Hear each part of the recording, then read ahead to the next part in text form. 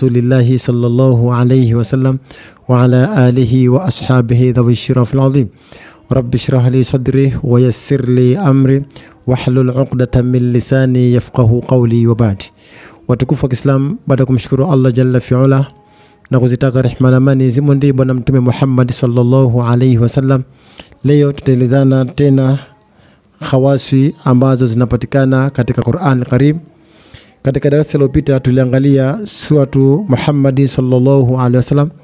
Leo tutaangalia khawasi ambazo zinapatikana katika suratu Al-Ahqaf.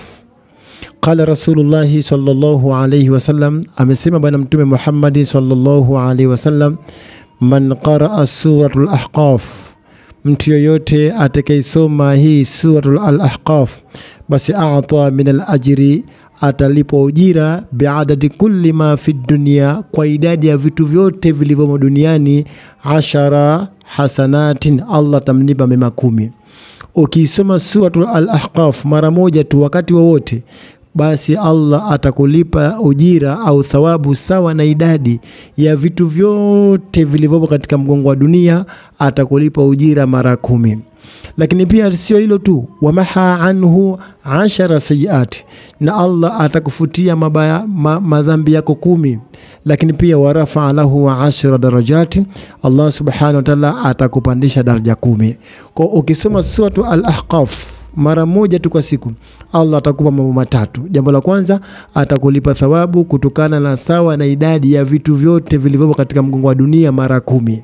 Pili, atakufutia madhambi 10, na la tatu, atakupandisha daraja 10.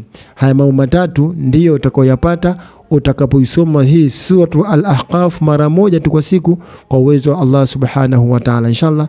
Lakini pia ukihitaji kuungwa katika grupu langu la WhatsApp, nitumie SMS kwa namba zangu za WhatsApp 0777799359.